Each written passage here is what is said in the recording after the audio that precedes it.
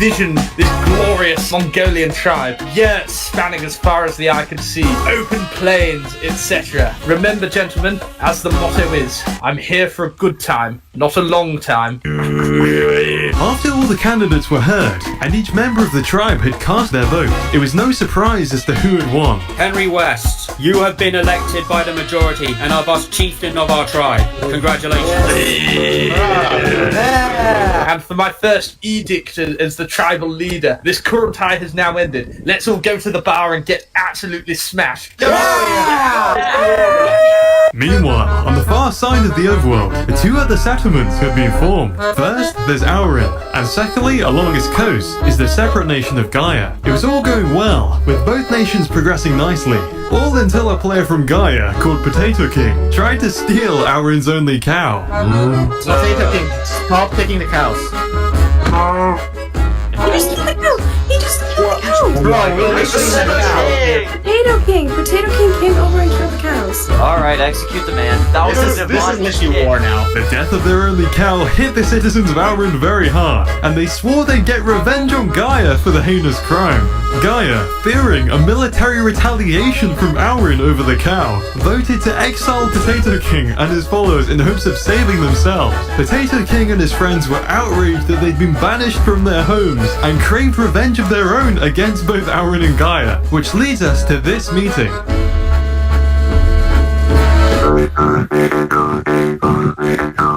Ladies and gentlemen, this is Potato King. Potato King and his band of men were from a neighbouring city across the hills and across the plains. Potato was drastically and tragically forced out of his own city by traitors within his ranks, and now they turn to us for support. Tell us your story, Potato. I've come here to ask for asylum from the great Henry West and help to take back our lands. I have confirmed intelligence that the people they are talking about do indeed hate our way of life, hate our freedom, and hate the great plains to which the Khanate calls home. Now, gentlemen, I'm offering you this. I'll be entirely honest with you. This right here. They want their home War back. I want CCVs? to use cavalry. How does that sound, gentlemen? Sounds great. I will do this on I Rust. propose a That'd be forceful dope. invasion. We will reclaim their land for them. What's up, War in the CCVs? How is the day process, going? secure allies. And so, over the death of a single cow, on day one, it now looked like the main communities of the overworld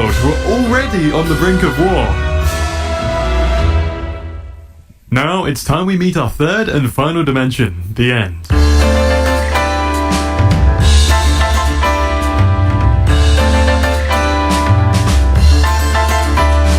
Immediately after spawning in, the players realize they aren't alone. In an attempt to flee the Ender Dragon, players bridged over to the other island.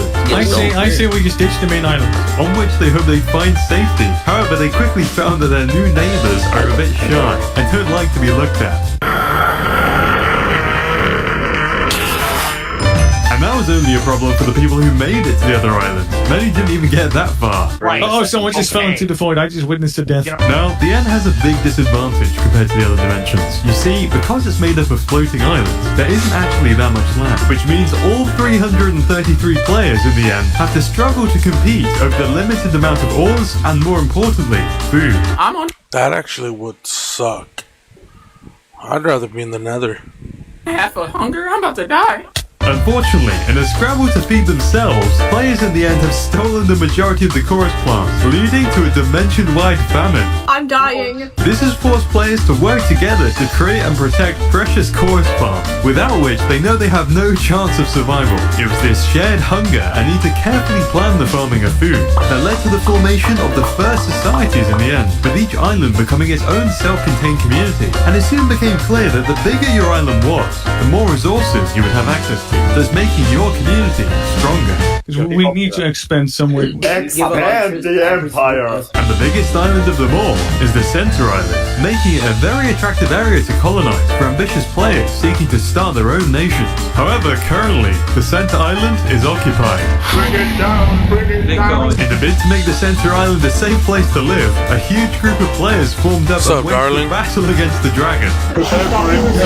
How's your day going today? Eventually, after many players gave their lives, the Ender Dragon was defeated. You ever seen this before?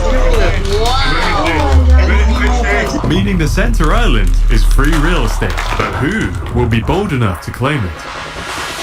Well, one player in particular, Tamer, believes that the center island is the perfect place to bring his grand ambitions into fruition. You see, Tamer, along with his partner Powerade, have been watching the impoverished people of the end, observing their struggle to survive, and have come up with a plan to generate immense wealth for themselves and anyone else who will follow them. They plan to build what Tamer calls the Iron Bank. The center for finance, trade, and monopolization of key resources in the end. And around this bank, Tamer... I would be a goddamn dictator.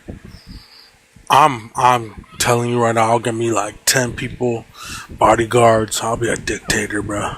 has ambitions to construct a grand free city. The free city is going to be the largest city in the end. A home for all those that work at the Iron Bank and share his values of wealth through freedom and strength. Tamer hopes to build a grand temple, a military barracks to guard the bank, large farms to feed all, and most importantly, to build a flourishing economy through player-owned businesses.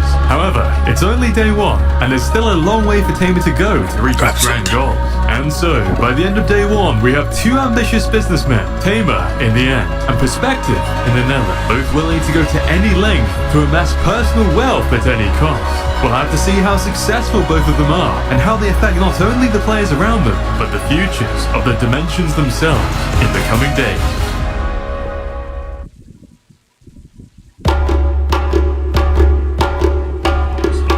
It's now day 2, and I'm very keen to find out how Henry's Mongolian Khanate is doing in the overworld. Especially because the last time we saw them, it seemed like the major overworld nations were on the brink of war, with Henry's Mongols planning a horse-borne invasion of Aurian over the whole Potato King cow debacle. However, despite this, it seems some players in the overworld have been spreading anti-war propaganda. No war, we want peace, corruption.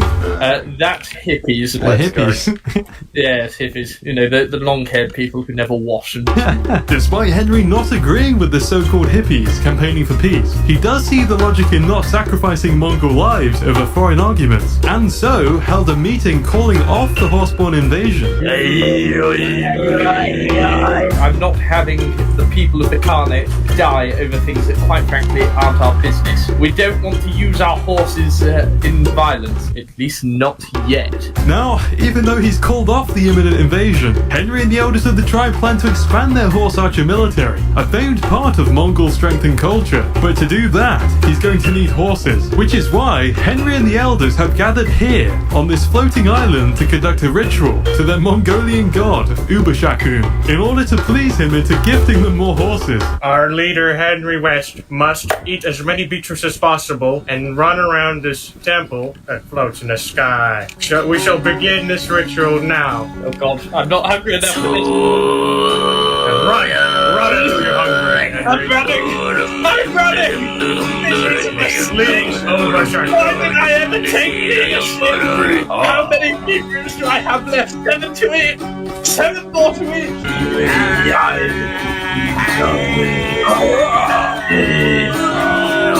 I've done it! I've done it! The feats are eaten! I've eaten the feats, White Elder! He's done it! Yes! We have horses! Praise them, Ubashakun!